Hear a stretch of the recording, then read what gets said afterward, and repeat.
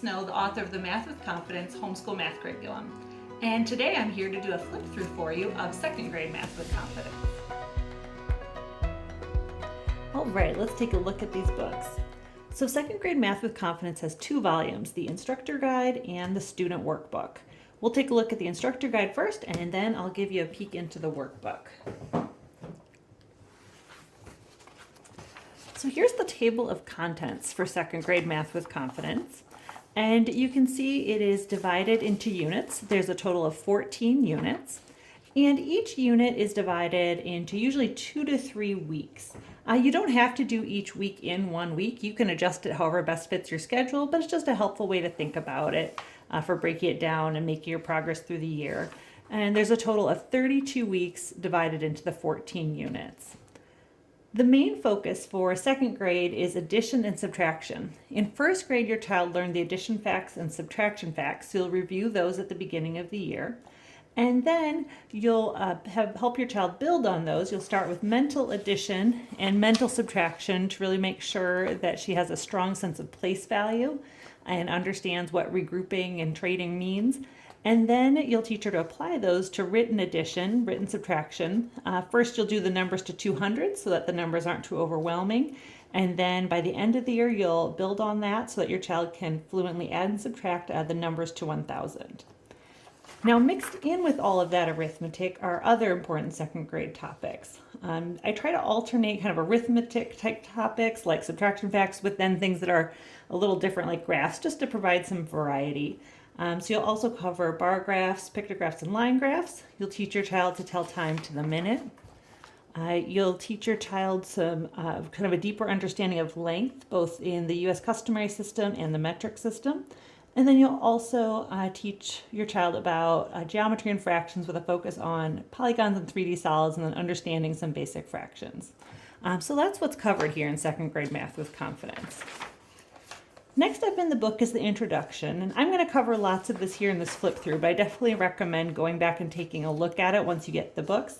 Lots of just details and kind of an overview so you know how the program works. There's a list of what your child needs to be ready to start second grade Math with Confidence, and then some important tips on pacing and how to decide whether or not to move on in a lesson. Each unit focuses on one main topic. But that doesn't mean your child needs to have fully mastered every single detail of that topic before moving on. And there are checkpoints that I'll show you here in a second that will help you decide whether or not to move on at the end of a unit. The introduction also has what you'll need, the list of important materials that you'll need. And before you start the year, you'll want to create your math kit. And that list is here. Most of the things that you'll need are very standard household items like counters or coins. You'll need some play money, a clock with hands, a ruler, playing cards, and dice. But the one thing that you'll need to add to your math kit this year are base 10 blocks. They are plastic blocks. Each little one is 1 centimeter by 1 centimeter. And then they get put together to make a group of 10, 100, and 1,000. And with all the focus on addition and subtraction in second grade, they're very helpful for showing place value and for modeling all the steps in multi-digit addition and subtraction. The other thing you might want to get to be ready to teach this year is a binder with about 25 plastic page protectors. I'll show you in a minute, but the student workbook has a lot of very cute game boards that you can use to practice some of the key addition and subtraction skills over and over. And the pilot testers found that sticking them into a binder with plastic page protectors just made it a lot easier to keep them all in one place and easier to find them when they're ready to review with a game. So this is the important information in the introduction. I definitely recommend that you take a look at that when you have a chance, but now let's keep going and get into how the lessons are organized. So each unit begins with a unit opener. It just tells you what you'll learn, what you're going to be covering in each week, the specific objectives your child will learn, and the recommended math picture books for the enrichment lessons. These are totally optional, and if you can't find them at your library, get a hold of them. It's perfectly fine to skip them or substitute other ones, but they really add a lot of fun to math lessons, and a lot of families really enjoy them. So if you can add a few over the course of the year, I hope you will.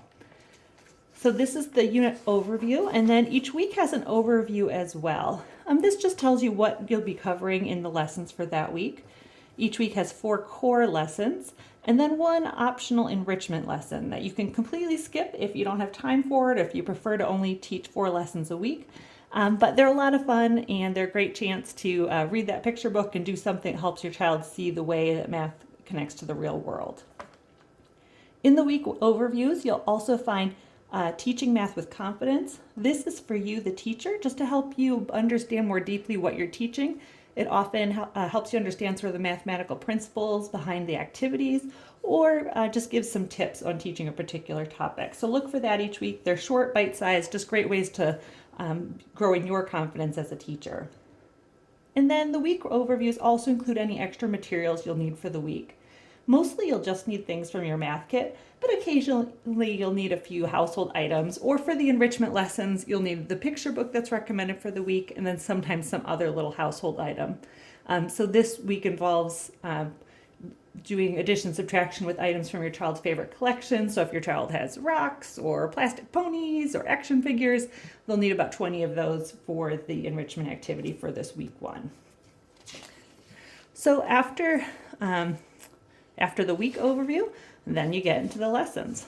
And the lessons all have a fairly consistent format. At the top, there's the 3 parts, the warm-up, the activities, and the workbook. And you can see the purpose and the materials you'll need for each of those parts of the lesson. This first part, the warm-up, is very short. It's just counting, memory work, and review. And so you will ask your child a couple memory work questions, do a little review, and do some counting. Then you'll get into the activities for the main teaching. And then at the end of each lesson, your student will do 2 pages in the workbook. And I'll show you those in just a minute. You also see that throughout the book, there are the directions for games are in these boxes. And there's also these gray boxes throughout that are notes to you as the teacher. They're things you can skip while you're teaching, but they often answer common questions, tell you what to do if something doesn't work or doesn't go as scripted, and just provide some extra help. So if you're ever not quite sure what to do, or if you're wondering if there's an alternate activity, look for these gray boxes and they'll guide you. So this is just lesson 1.1. You can see that the book begins with quite a bit of review. It's very normal for children to have forgotten a lot over the summer, and so a big part of for kids to learn math with confidence is they need to feel confident in the skills that they learned the previous year. But even though this is review, there are some new things. You'll see that we've introduced the number line here. Here in week 3, we take place value in a new direction with base 10 blocks. So even though it's familiar content, your child's representing it in new ways and learning to think about those first grade concepts a little more abstractly to be ready for the second grade work. Then here, moving forward, I'll just kind of keep flipping through, but you can see we have lots of visuals with lots of base 10 blocks here in these review lessons, and then start to get more into addition facts and word problems. There are lots of word problems in second grade. Since children are now more proficient readers, they're on the workbook pages more, but it's always fine for you to read the word problems to your child if your child isn't quite a proficient reader. This is a time for math, not for reading, and so don't let the reading get in the way of your child learning the math. So then you'll do some work with equal groups to set a good foundation for third grade when you'll study multiplication, and work a lot more with the numbers to 200, so your child's very comfortable with the place value there. Again, you'll see lots of base 10 blocks throughout here. And then here's an enrichment lesson. These are these optional 5th lesson each week, and they give you a chance to review the things your child's been learning so far, to read a picture book.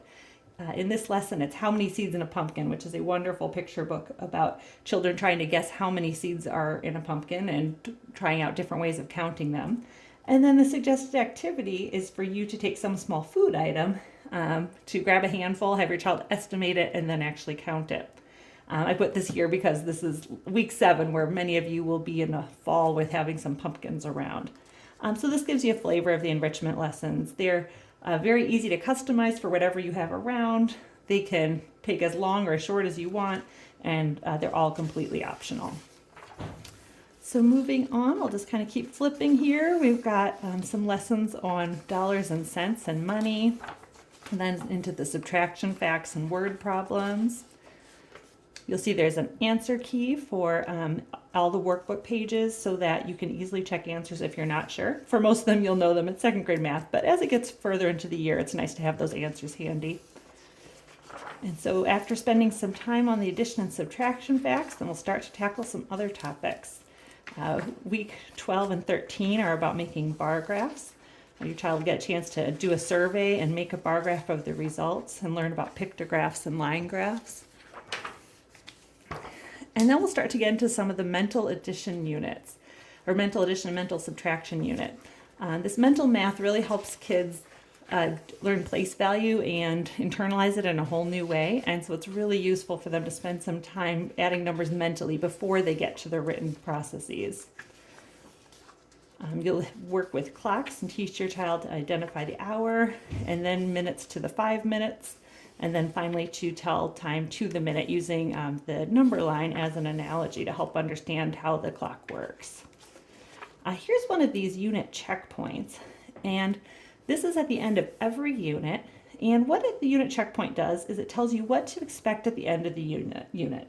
It just gives you a sense of like, where are most second graders at when they get to the end of this unit. Then it tells you whether or not your child's ready to move on. So in this example, in Unit 7, it's fine if your child can't quite tell time to the minute yet. He'll have a lot of opportunities to practice throughout the rest of the book. You'll do it in review, hands-on activities, as well as in the workbook, so that's fine. However, the next unit is on mental subtraction. And so this tells you that at this point, your child should have really mastered most of the subtraction facts. And then there's a brief assessment that you can use to tell whether or not your child is ready to move on with those subtraction facts. And then as part of the checkpoint, there are also suggestions for what to do if your child needs more practice. So if you found, my child doesn't quite have some of these subtraction facts down, here's some ways to practice. And then I suggest that you practice them for a couple days, and then either way move on, that it's okay to start working on the mental subtraction to 100, where your child will use those subtraction facts. So that's how the checkpoints work. So then there's mental subtraction. There's lots of measurement here with measuring length with various ways and with different kinds of units. There's lots of hands-on activities here. You'll make a paper meter stick and a paper yardstick and compare them. And then we'll get into the written process for addition.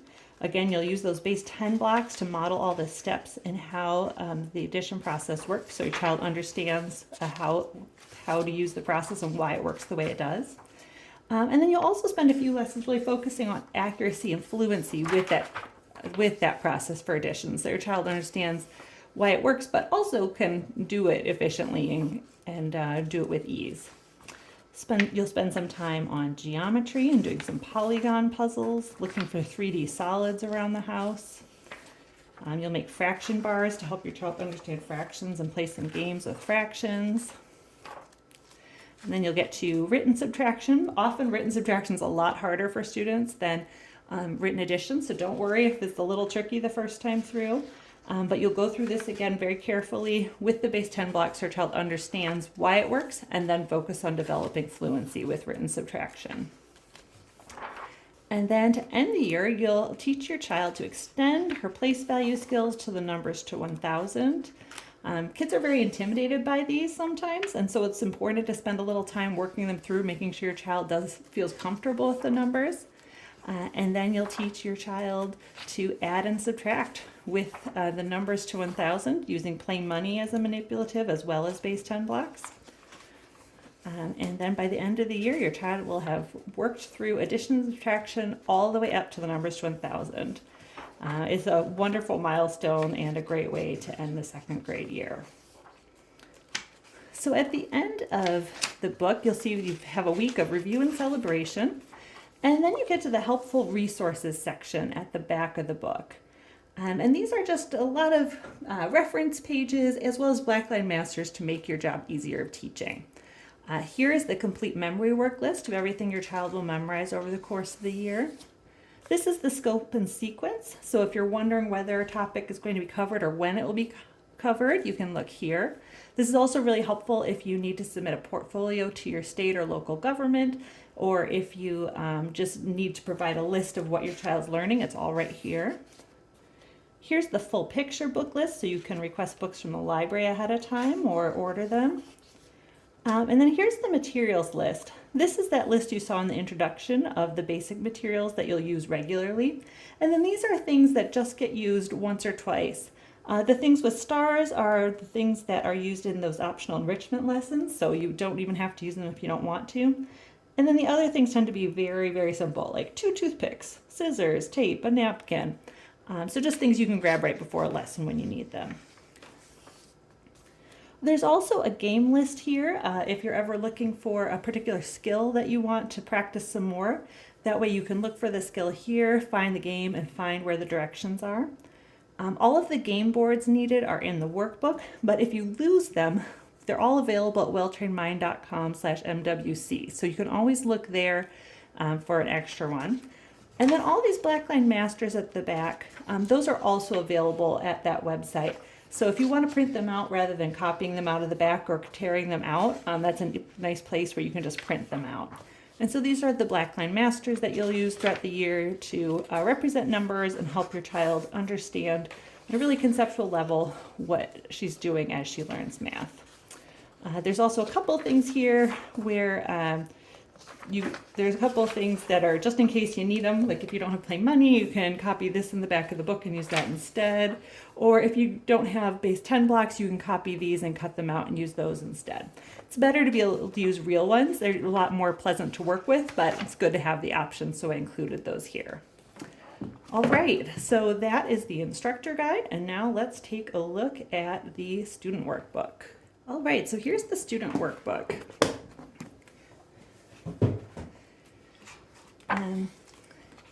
So for each lesson, there are 2 pages.